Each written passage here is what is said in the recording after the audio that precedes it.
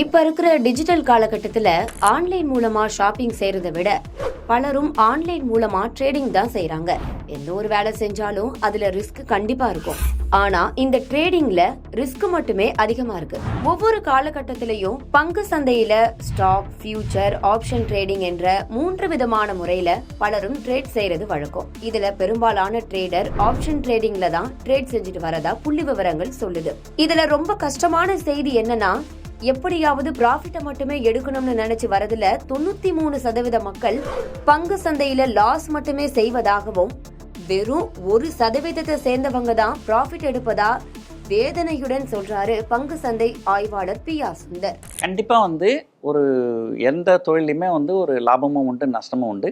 பங்கு சந்தையில் கண்டிப்பா அது அதிகமா இருக்கு. அதனால இந்த விஷயம் தெரிஞ்சு வரவங்க ஒன்றும் பிரச்சனை இல்லை. ஆனால் நிறைய பேர் மற்றவங்க கொடுக்குற அட்வைஸை பேஸ் பண்ணி இங்கே வர்த்தகத்துக்கு வராங்க. ஸோ அந்த மாதிரி வரவங்களாம் பெரும்பாலும் நஷ்டம்தான் அடைகிறாங்க. ஒரு செபியோட ரிப்போர்ட் என்ன சொல்லுதுன்னா, கிட்டத்தட்ட 93% பேர் பங்குச்சந்தையில் நஷ்டம்தான் அடைகிறாங்க. அது கிட்டத்தட்ட ஒரு 6% பேர் அவங்க எவ்வளோ லாபம் பண்ணுறாங்கன்னா, அவங்க அந்த எவ்வளோ சார்ஜஸ் எவ்வளோ வருதோ, இந்த புரோக்கரேஜு, சர்வீஸ் டேக்ஸு, அதுக்கெல்லாம் அந்த அளவுக்கு தான் சம்பாதிக்கிறாங்க. ஸோ 1% மக்கள் மட்டும்தான் இங்கே ஓரளவுக்கு ப்ராஃபிட் பண்ணுறாங்க அப்படின்னு சொல்கிறாங்க. ஸோ 1% மக்கள் தான் ப்ராஃபிட் பண்ணுறாங்க, 99% மக்கள் நஷ்டம் பண்ணுறாங்கன்னா, அப்போ அதில் யாரோ ஒருத்தரோட அட்வைஸை கேட்டு நம்ம முதலீடு பண்ணோம்னா கண்டிப்பாக நஷ்டம் தான் வரும். ஸோ நீங்கள் உங்கள் சொந்தமாக ஆராய்ச்சி பண்ணி நீங்கள் பண்ணணும். அப்படி இல்லைன்னா உங்கள் பணத்தை நீங்கள் ஏதாவது மியூச்சுவல் ஃபண்டில் முதலீடு பண்ணிடணும். அதுதான் நல்லது. மற்றவங்களை அட்வைஸை கேட்டு ஆப்ஷன் பை பண்ணுறது, செல் பண்ணுறதுலாம் கண்டிப்பாக பண்ணக்கூடாது. நம்ம மக்களை பற்றி தான் உங்களுக்கு தெரியுமே. கொஞ்ச நேரம் கூட வெயிட் பண்ணாம டக்குன்னு கை நிறைய சம்பாதிக்கணும்னு, அதுவும் உடனே சம்பாதிக்கணும், இந்த தாரக மந்திரத்தோட சுத்துறவங்க பலர் தான் இந்த ஆப்ஷன் ட்ரேடிங்ல மூழ்கி இருக்காங்க. இதுல இன்னொரு விஷயம் என்னன்னா, எந்த அளவுக்கு ரிஸ்க் இருக்கோ அந்த அளவுக்கு ப்ராஃபிட்டும் இருக்கு இந்த ஆப்ஷன் ட்ரேடிங்ல. ஆப்ஷன் ட்ரேடிங் அப்படின்னாலே பலரும் அலறக்கூடிய நிகழ்வுகளும் இருக்கு. அதுக்கான காரணம் என்னங்கிறதையும் விளக்குறாரு பங்கு சந்தை ஆய்வாளர் PR சுந்தர். அதாவதுங்க, நான் உங்களுக்கு ஒரு தீக்குச்சி கொடுக்குறேன். அந்த தீக்குச்சியை வச்சு ஒரு மெழுகுவத்தி ஏற்றுறீங்க. அந்த மெழுகுவத்தியினுடைய வெளிச்சத்தில் நீங்கள் திருக்குறளும் படிக்கலாம், ஒரு குடிசையும் எரிக்கவும் எரிக்கலாம். அப்போது இது தீக்குச்சியினுடைய தப்பா, உங்களுடைய தப்பா? ஸோ அதே போல் தான் ஆப்ஷன்ஸ்ன்னு பார்த்தீங்கன்னா, அது எல்லாமே பல காரணங்களுக்காக உருவாக்கப்பட்டது. அது ஹெட்ஜிங் அப்படின்னு சொல்லுவாங்க. அதுக்காக உருவாக்கப்பட்ட விஷயம். அது திருக்குறளை படிக்கிறதுக்காக உருவாக்கப்பட்ட விஷயம். ஆனால் அதை நிறைய பேர் இன்றைக்கி என்ன பண்ணிட்டாங்க, இதை ஒரு சூதாட்டமாக மாற்றிட்டாங்க. இதுக்காக தான் இப்போ செபி பல புதிய நெறிமுறைகள்லாம் கொண்டு அந்த சூதாட்டத்தெல்லாம் குறைக்கிறதுக்கு உண்டான நடவடிக்கைகள் நிறைய எடுத்துருக்குறாங்க. ஆனால் இன்னமும் தொடர்ந்து அந்த சூதாட்டம் இருக்குதுன்னு தான் சொல்லணும்.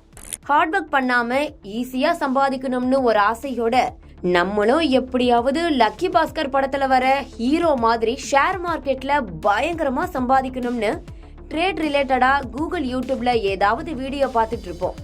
அதே நேரத்துல என்னப்பா ஸ்ட்ரெஸ்ஸா இருக்குன்னு கொஞ்சம் மனசு ரிலாக்ஸா இருக்கிற மாதிரி நிம்மதியா ஏதாவது ரீல்ஸ் பார்க்கலான்னு இன்ஸ்டா பக்கம் போனா, இப்பெல்லாம் நான் ஒரு நாளைக்கு இத்தனை ஆயிரம் சம்பாதிக்கிறேன், இவ்வளோ லட்சம் சம்பாதிக்கிறேன்னு ஷேர் மார்க்கெட் குறித்த விளம்பரமா தான் அடிக்கடி வரும். ஐயோ கடவுளே, எனக்கு இப்படி ஒரு சோதனையா, ஒரு ரீல்ஸ் நிம்மதியா பார்க்க முடியாதான்னு ஃபீல் பண்ணிட்டு இருக்கும் போதே மனசுக்குள்ள ஒரு ஆசையே வந்துட்டு போகும். இந்த ஆசையோட ஆசையா பலரும் கையில இருக்கிற காசை வச்சு கொஞ்சமா ட்ரேடிங் பண்ணிட்டு ஏதோ கிடைக்கிற காசு டக்குன்னு வெளியில வந்துரும்னு ட்ரேட் பண்ண ஸ்டார்ட் பண்ணுவோம். அப்பதான் ஒரு ஃபோன் வரும். ஹலோ சார், நான் பெங்களூர்ல இருந்து கால் பண்ணிருக்கேன். நீங்க ஷேர் மார்க்கெட்ல ட்ரேட் பண்றீங்கன்னு தெரியும். நான் செபி ரிஜிஸ்டர் கம்பெனி. உங்களுக்கு நாங்க சப்போர்ட் பண்றோம் சார். தினமும் லாஸ் இல்லாம ப்ராஃபிட் புக் பண்ணி தரோம்னு சொன்னதோட, உங்களுக்கு ட்ரேட் பண்ண நேரம் இல்லைன்னா உங்க டிமேட் அக்கௌண்ட நாங்களே ஹேண்டில் பண்ணி டெய்லி ப்ராஃபிட் மட்டும் புக் பண்ணி தரேன்னு சொல்லுவாங்க. யாருடா இது, கடவுள் நமக்குன்னு அனுப்பி வச்சிருக்காருன்னு யோசிப்போம். இந்த யோசனையோடு நீங்க அலர்ட்டா இருந்தா சேஃப், இல்லனா என்ன நடக்கும்னு சொல்றாரு பங்கு சந்தை ஆய்வாளர் PR சுந்தர். கண்டிப்பா உங்களுடைய அக்கௌண்ட்டை இன்னொருத்தர் ஹேண்டில் பண்ணக்கூடாது. அது இந்திய சட்டப்படி, செபியனுடைய ரூல் படி அது தப்பு. ரெண்டாவது இதெல்லாம் வந்து எனக்கு தெரிஞ்சு இந்த மாதிரி பண்ணுறவங்க யாருமே லாபம் பண்ணலை, கண்டிப்பாக நஷ்டம் தான் பண்ணுறாங்க. ஸோ நீங்கள் வந்து வர்த்தகத்துக்கு போகிறத விட நீங்கள் முதலீட்டுக்கு போகலாம். ஸோ வர்த்தகத்துக்கு போகாதீங்க. அப்படியே வர்த்தகத்துக்கு போனாலும் இன்னொருத்தரை நம்பி நீங்கள் கண்டிப்பாக போகாதீங்க. ஸோ இந்த மாதிரி ஆப்லாம் வந்து ஒரு சரியான இது கிடையாது. கண்டிப்பாக ஒருத்தவனை ஏமாத்துறதுக்கு முன்னாடி அவனோட ஆசையை தூண்டணும்னு சொல்ற மாதிரி நம்மளை ஏமாத்த நம்மளை சுத்தி இந்த மாதிரி ஒரு குரூப் பெங்களூர்ல மட்டும் இல்ல, இந்தியாவுல பல இடத்துல இருக்காங்க.